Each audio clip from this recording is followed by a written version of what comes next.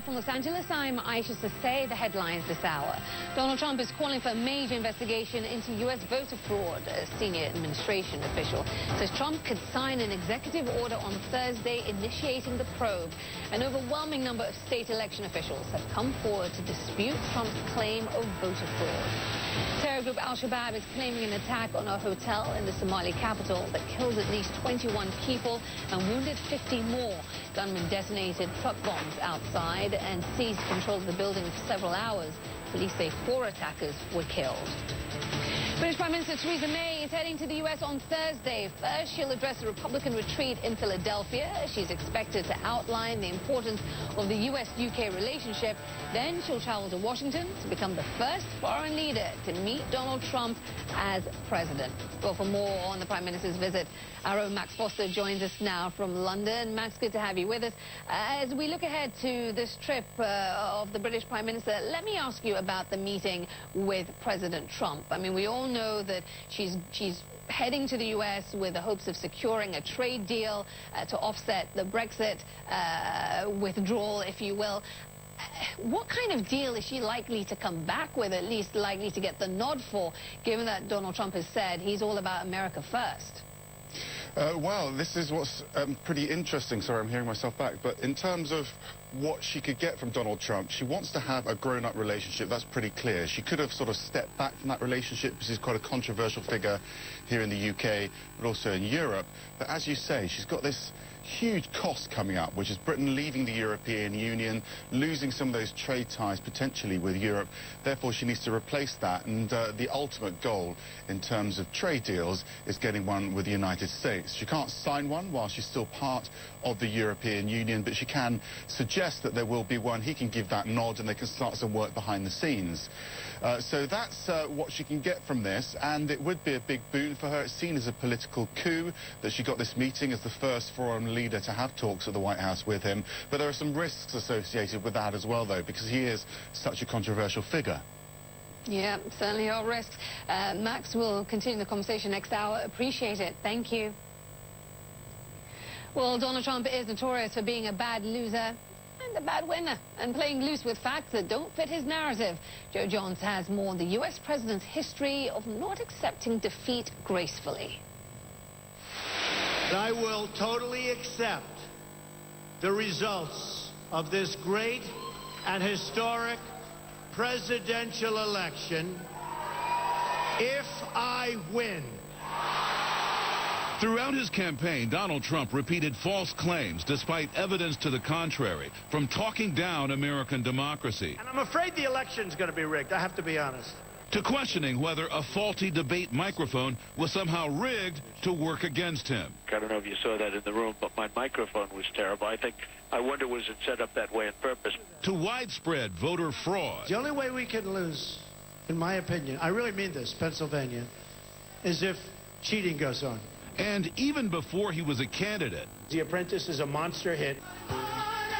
When his TV show, The Apprentice, slipped in the ratings, Trump still proclaimed it as the #1 show on television. Anybody here knows, because you're in the television business, The Apprentice is the #1 show on NBC. The ratings are through the roof. Jim Dowd, the show's PR director, telling Frontline that Trump became kind of a monster when it came to these ratings. He's been a very bad judge. He's been very unfair. And when his real estate training program, Trump University, was sued, Trump complained the judge was treating him unfairly because of his Mexican heritage, even though the judge was born in Indiana.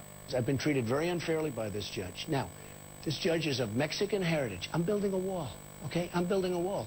And on his other businesses. I've had some downs, but, you know, I've had friends that went out of business. You'll never see them again. I never went bankrupt. While he never declared bankruptcy, Trump's companies did. 4 times, in fact, most notably for his Atlantic City casinos. I had the good sense, and I've gotten a lot of credit in the financial pages. 7 years ago, I left Atlantic City before it totally cratered, and I made a lot of money in Atlantic City, and I'm very proud of it. Joe Johns, CNN, Washington.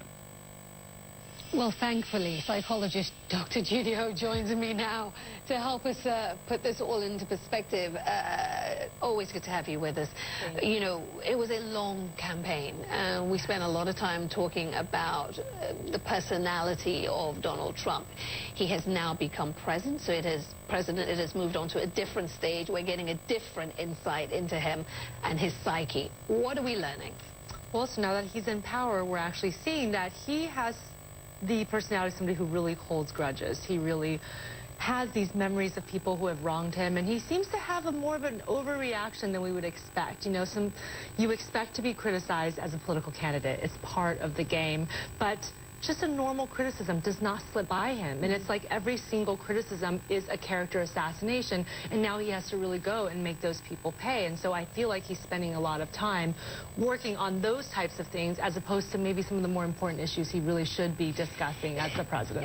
This inability to let things go, what does that say to you? What does that, I mean, what does that suggest? I mean, in terms of personality type, personality construction, if you will. Absolutely. Well, there's been a lot of talk about him having narcissistic personality traits. And of course, no one has treated him, no one has evaluated him, but this is sort of like the patterns that we see that corroborate what we know from research findings. And somebody who has narcissistic personality traits, their ego is everything. And they really do everything they can to defend that. And any assault to that ego, they will put their lives on the line for it. And you can see this in not only his interviews, his writings, his Twitter feed. They're all really about, you know, this is what I need to do to promote myself, and here are the things, potentially even lies, that I have to propagate to make sure that, you know, I am still going to be upheld in the highest esteem. And this is probably what's bothering people the most. Yeah, and to pick up on his tendency to play fast and loose with the facts. Right. You know, I wonder about that, because to do that, when we can verify a lot of this information, Yes. does that come from a belief that because he's so powerful, he can reconstruct reality, that he can, I don't know, set his own reality?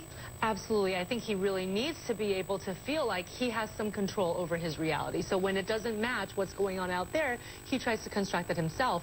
But amazingly, there is research that shows when you propagate a lie over and over and over again, our human minds will start to accept it as fact the more that we hear it. And in addition, when we hear a lie, we do have to take the first step of accepting it as a truth to begin with, so that we can process whether or not it's truth or false. And so he's really kind of working with things that we actually know scientifically is how our minds process lies.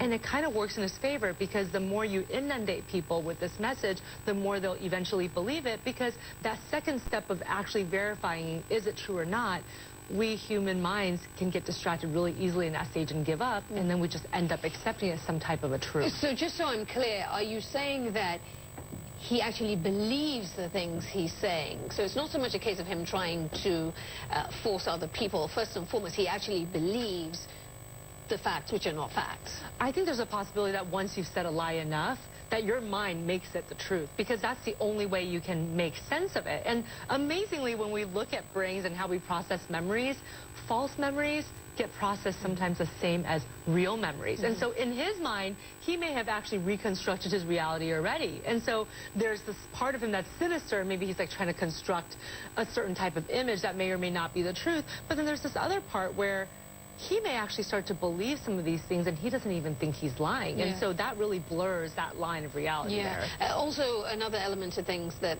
makes it quite interesting is that he wants to do all of this in a full public view. I mean, this certainly, the first couple of days in office, there have been cameras everywhere. He is well aware of the power of the image. It's important to him to be seen. That's right. Exactly. What does that say? Well, and I think he's lived in this limelight for so long that this is really how he is used to defending himself. And so before it was just in business matters. Now he is the president of the free world, and this is a whole other ball game.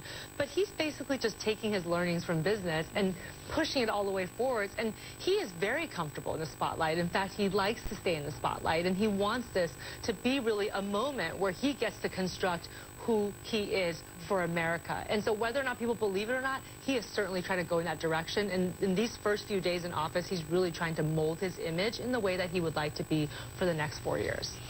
Dr. Judy Ho, I believe you'll be back many more times. Lots to talk about. Lots to talk about. Always appreciate it, though. Thank you. So nice to see you. Nice to see you, too. All right, quick break. Millions of people flooded the streets rallying for political change and equality last weekend. So what comes next? That's just ahead on Newsroom LA.